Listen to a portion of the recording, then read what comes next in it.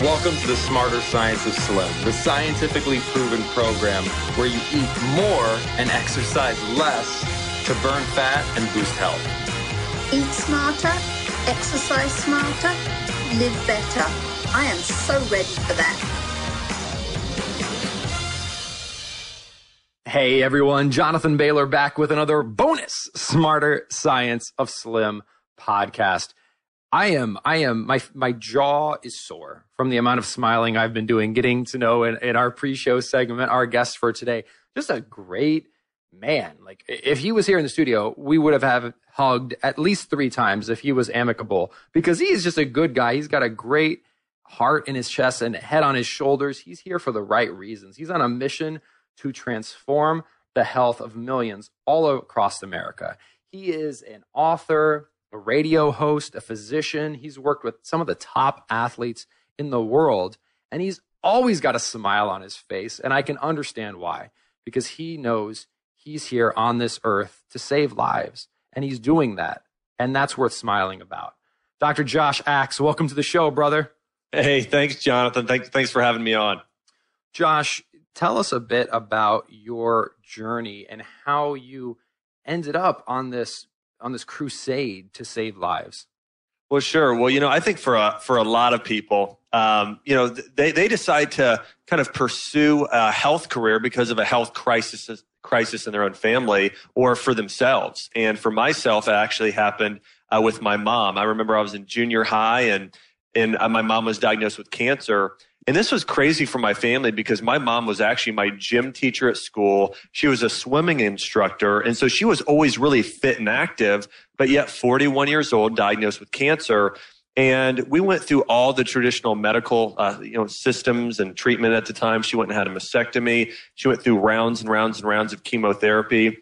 And Jonathan, I can still remember to this day seeing my mom's hair fall out. I remember looking at her at one point and thinking she had aged 20 years and 2 weeks after going through chemotherapy, and just really saying to myself, man, I never want to see anyone have to go through this again. And, praise God, she was brought through it and she was diagnosed as being cancer-free and healthy. But honestly, for the next 10 years, she was sicker than ever. She had chronic fatigue. She struggled with depression, really no quality of life. And then I actually got and so this went on for 10 years after she was diagnosed as being cancer-free. And then I actually got a call from her 10 years later. And at this point, I was actually living in Florida. I was working as a nutritionist in a clinic there, and I was in chiropractic college. And she calls me and says, Josh, I've just been diagnosed with cancer again. What do I do? And I flew home, and we really prayed together, and we really just felt like God was leading us to take care of her all naturally. And I had formed relationships with some of the top doctors around the world at this point and really reached out to them for advice. And so we started taking care of her all natural. We started juicing vegetables every single morning, started consuming bone broth. We started driving an hour out in the country and buying goat's milk kefir for all the probiotic benefits, and had her really just start eating this way, reducing stress. And we followed this program for 4 months. And after 4 months, we went back to the oncologist, redid a CT scan, and he calls us up and he says, he's like, I'm shocked by this, but the tumors have shrunk in half. So he said, keep doing what you're doing. And we went back about a year later, almost complete remission. And today my mom is in the best shape of her life. It's been about 8.5 years since then. In fact, I was at their house. They recently moved to Florida, and she was water skiing. She's actually ran 3 5Ks with me in the past 3 years, and she's got second and third in her age group in all of them, and just has amazing health. She turned 60 2 months ago, and she says she feels better now at 60 than she did when she was in her 30s. So really, it was that experience of my mom being sick, wanting to help her, wanting to help people like her, that really kind of, gave me the sort of, sort of passion that, I want to help as many people as I can get healthy and well. Josh, I so appreciate you sharing that story, and I can imagine at moments it was tough to recount, but that it's fundamentally a story of triumph, and that is so miraculous. And Josh, why is it? So in hearing this story, and nowadays with the wonderful internet, people sharing this great new nutrition information, we hear transformational stories like this all the time, but there's still this stigma around health, where even from, if we go back in our history, depending on your religious tradition, in a Judeo-Christian history, we know our body is a temple. We know that health is a good thing. It's an enjoyable thing. We're here to manifest the glory that's within us. And if we're not healthy, we can't do that. But health is almost thought of as a tax or a burden by so many. Why this paradox? This is a fantastic question, and I have a few thoughts behind it, and I'll say right up front, I don't have a perfect answer for it, but it all really has to do with what our society places a value on. And historically, I was teaching a seminar here recently, and a lady, she threw up her hand and she said, it's just too, it's too hard to eat healthy, and it takes so much time. And really, she was saying it took a lot of time. I was telling her my number one recommendation, if somebody is just looking to start something, is to eat a superfood smoothie for breakfast. Throwing some blueberries in there and coconut milk and grass-fed whey protein and maybe some other superfoods, some spirulina, some maca, whatever. And I said, just do an easy smoothie. It takes 40 seconds. And she's like, well, I don't know if I even have time to eat breakfast. And I said, you know what? If you look at about 80 or 100 years ago, 40% of people, their profession had to do something with farming. Today, it's less than 1%. And even if you read back in biblical times, and I say biblical times, even 100 years ago, the majority of men were out working all day and actually doing something to get food, and the women were actually preparing food all day. I even remember my grandmother, and my grandmother, she spent all day in the kitchen. Every single day she was making food for just our really larger extended family. And that's just how we grew up. And we really placed a really, really high value on the family sitting down at the dinner table, eating quality food together that was nourishing, preparing us to go out and work and honor God with our body. And as you're saying, in this sort of Judeo-Christian culture, a lot of times it's, honoring God with our body, but we've really lost that. Today, our value is not about family as much. A lot of the family is being broken down at this time. Not to get into all these other topics, but just to say, we don't value family as much anymore. We don't value our health as much. My wife and I took a trip over to Italy this summer. I had our last summer and had the great honor of working with some of our Olympic athletes and going to London. But afterwards, we went to Italy. And when we were in Italy, we noticed they had pictures of family members on the wall. They actually, their dinners lasted about 4 hours over there. So for somebody like me who loves food, it was, I was like in heaven. It was like a dream world, red wine and, all this amazing organic food. But anyways, that's the value in certain areas of the world. What are the values in America today? Well, the value is on being labeled successful and on earning a certain amount of money and keeping up with the Joneses. So my answer to that, Jonathan, is why there are still a lot of people who haven't caught on to this. It's because their priorities is with this sort of American sort of culture today. And it's probably not a priority. Their values and priorities probably aren't where I believe they should be. Dr. Axe, I love that. And even adding to it more, there's this idea of prioritization, but this concept of it's hard, I think is a cop-out, because I bet it was hard for you and your mom when she didn't have her health. I bet that was pretty daggone hard. And I bet it's pretty hard for an overweight grade schooler to get bullied on the playground. Like that's pretty hard too. So life isn't easy. Like, I think we understand that at this point. So the question is, where, like you said, is priority. Like, there's going to be challenges. Do you want to pick those challenges intentionally, or do you want to have those challenges thrust upon you? What do you think about that? I think that's a great point to bring up. And one of the things that I've told my patients for years, Jonathan, is I said, I eat like I have cancer every day. And I don't do it out of fear. I don't do it because I have to, because I'm a doctor. I do it because it's what I want to do. It's how I want to live my life. And one of the other tips I have for people, Jonathan, I got a friend here in Nashville. His name's Dave Ramsey. And he teaches people principles on getting out of debt and living a debt-free life and getting free financially. And I really kind of take a page out of his book, in that, I know, Jonathan, there's a lot of people that come to us, ask our advice and follow our work. And, I think a lot of people kind of want the baby steps, because I understand this, is that a lot of times when you jump into the health realm, one of the other things I've heard is why some people don't jump into it full board is they don't know what to do. They'll get online and if somebody searched the word dairy and they're wondering, should I eat dairy or not? It's everything from white poison to liquid gold. It's really hard to know, what to do today. So I kind of say, you know what? You got to follow the baby steps. Don't try and be perfect at first. Even I look at my own health journey. I'm sure it's the same with you, but it's been a journey. When I was 13 years old, when my mom was diagnosed with cancer, I didn't know anything about health. I mean, honestly, almost nothing. But I had this small hint that soda was bad for me. And I just decided I'm going to stop drinking soda at 13 years old. And I still ate pizza for a while longer.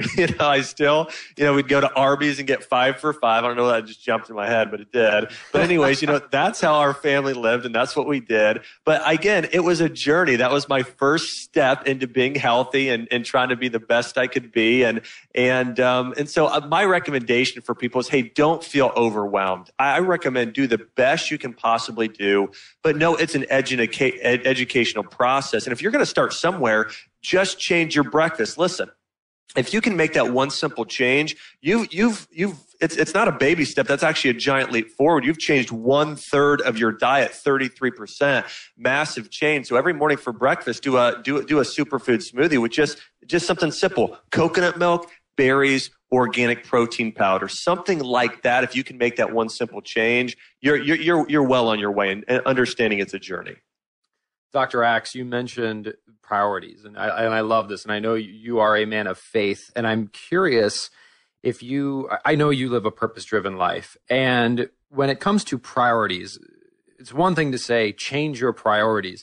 It's another thing to have a deeper motivation and drive that almost organizes your priorities for you. Let me give an example, right? If you want to run a marathon, the question of, do I stay up till 3 a.m. partying and drinking the night before the race? You don't even need to think about that, right? Because you have this other deeper thing.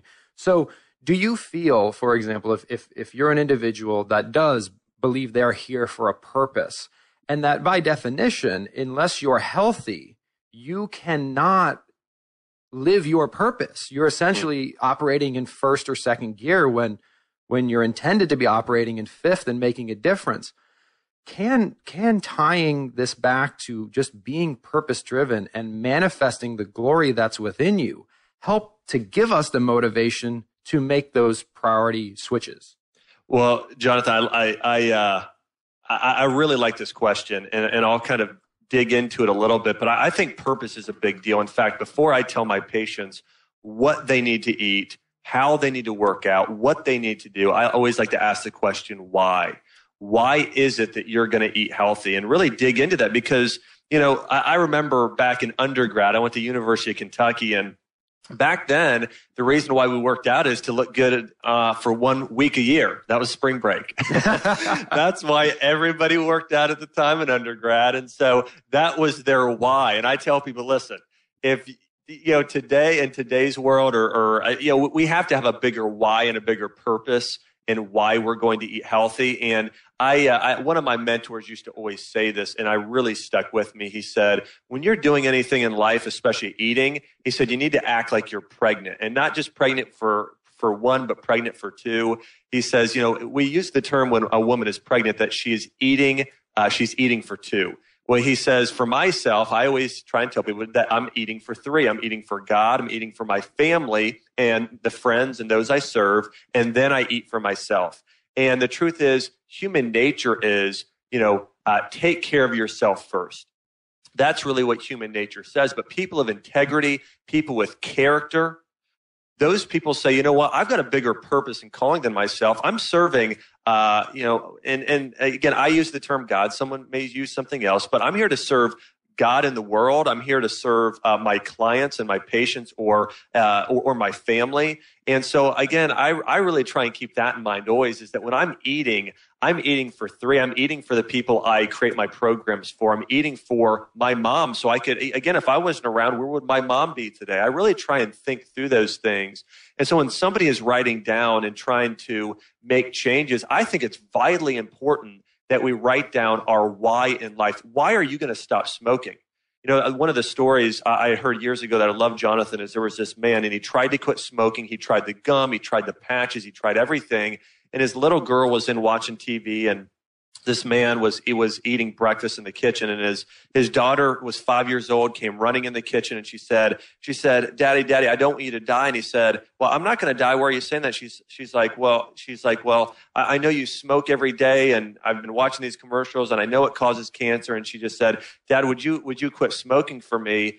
And he said, yeah. He said, I'll quit smoking. And he said it was shocking because he actually never really had a major craving for a cigarette again. He said at his heart at that time, he had such a sort of emotional change in his mind, because he said before that he was doing it, he was trying to quit smoking for all the wrong reasons. And again, when you have a big reason, a big why, a big purpose, it really makes the sort of, changing your diet thing. I think it makes it simpler. Dr. Axe, that is so powerful. And I think that's the reason. For a long time, I scratched my head and I wondered, people say eating healthy in quotations, and we can certainly talk about how that term might be misused in certain contexts, but people say eating healthy is so hard.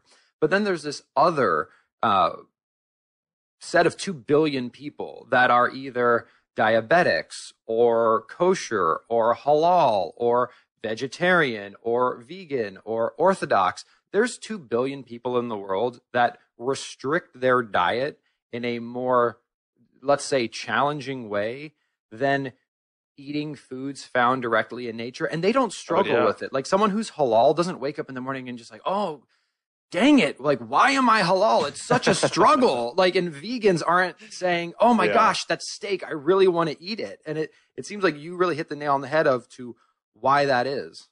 Yeah, it's no doubt. It comes down to our convictions. Which conviction are your convictions bigger than your appetite? And I think you're right. I think that no matter who you are, there are certain, as we had talked about when I had interviewed you in the past, Jonathan, is that, there are certain, things that we crave. We crave creaminess, from fats. We crave the taste of sour and sweet and salty. We need many of these different things in macro and certain micronutrients. But again, I think it all comes down to, it's how big are your convictions? How big is your purpose with this? And I want everyone to know, I don't want anyone, if you're a person now listening to this thinking, well, are you saying I'm a bad person or having guilt? Listen, this isn't about guilt. It's about, hey, we really want to support you in being the best you could possibly be. And like I said, I'm not perfect. I think I eat about as healthy as anybody that I know. At the same time, and here's the other thing, Jonathan, I know you're probably at the same place. I've gotten to the point where I've learned how to eat healthy and do it in a fun way. And learning anything can be a little bit difficult at first. It's like riding a bike. It's like learning to shoot a basketball. It's like any of these things. At first, it's like, okay, you've got to get over that hurdle of learning how to do it. But after a week or two of doing it, it's automatic and it's an easy. So just know, hey, you're going to go through a week or two where it's a learning process. But after that, it gets a heck of a lot easier. And remember, baby steps, start where you can. There's no guilt. And sometimes, Jonathan, I've told people, hey, schedule a vacation meal this week, take a night off every week. And that's totally, we don't say cheat meal, we say vacation. It's okay to take a vacation now and then. And I found that I still eat pizza. I just buy myself a sprouted brown rice tortilla, and my wife and I get organic tomato sauce and chicken and fresh basil and raw goat cheese. And that's how we make our pizza, So we found that I still eat chocolate. I still do, still satisfy my sweet tooth. I've just found to do it in a healthier way. Brilliant, Dr. Axe. Well, listeners, I know you can tell that Dr. Axe is a wealth of information and positivity and purpose, which are 3 things that every single person could benefit from. So I would encourage you to check out his website if you haven't already, because a lot of people have. A very popular dude, and that's draxe.com. And Josh, I believe you also have a free ebook available for folks. Can you tell us a bit about that? Yeah, sure. I've recently written a book. It's called Superfood Super You. It goes over the top 20 superfoods everyone should be adding in their diet. And it kind of has 4 tracks. We have a track for rapid fat loss, how to lose 20 pounds in 30 days, a track for detoxification, one for muscle building, and another one for anti-aging and having healthier skin and getting rid of cellulite. So this is a book. It's a $25 value for a limited time right now. We're giving it away for free on my website. It's draxe.com, which is DRAXE.com, just like you chop an axe. So draxe.com. But it's a free ebook in the right-hand corner, $25 value, Superfood, Super You. And I actually really love the cover of this book. We put a picture of broccoli with a cape on it, but it also has 20 free recipes in there. We've got some dark chocolate covered strawberries and blueberries, just some really great recipes that I think everybody will love. So you're free to check that out on draxe.com. Brilliant. Well, Dr. Axe, what's next for you on this mission to save lives? You know, I think what's next for me is really partnering with people like yourself, Jonathan, and creating programs. You know, I really believe that somebody can transform their health in just 30 days. I mean, and when I say 30 days, sometimes it can be even less than that. That's a maximum amount of time. And I think if people can really get into the habit of, in a 30-day period, doing something, that's really all it takes. So I would encourage everybody, you don't need to commit to a year. You don't need to commit to the rest of your life. But if you're moving forward and getting healthy, just commit to changing your diet for 30 days in your lifestyle. And if you can do that, you're going to see some major improvements. I've got a program online. It's called Burst Fit. It's a interval training program that comes with a nutrition guide. And so we have a 30-day program you're welcome to do. Jonathan, I know you have an amazing 30-day program. But if you're looking to get started, just get a couple tools. Again, we have the Superfood, Super You book that you can check out on my website. Or, again, find a 30-day program that fits what you do. Like I said, we've got an exercise program. Jonathan has a fantastic 28-day nutrition program. But get started with that first 30 days. So again, what's coming up for me? Really trying to partner with more people and create more of these sort of life-changing programs. Actually, one of my other programs we have now is called the Secret Detox, and really kind of unveils the secrets of how do you detox for weight loss and to reverse chronic illness. And that's something else that we're excited to be releasing here real soon. Lots to be excited about, and for good reason. Dr. Josh Axe, thank you so much for joining us today, brother. It's been a pleasure. Hey, thanks, Jonathan. Listeners, I hope you enjoyed this wonderful conversation as much as I did. Again, our guest today is Dr. Josh Axe, or as he's known online, Dr. Axe. You can check out his website at draxe.com. Lots of wonderful free resources. And remember, this week and every week after, eat smarter, exercise smarter, and live better. Chat with you soon. Wait, don't stop listening yet.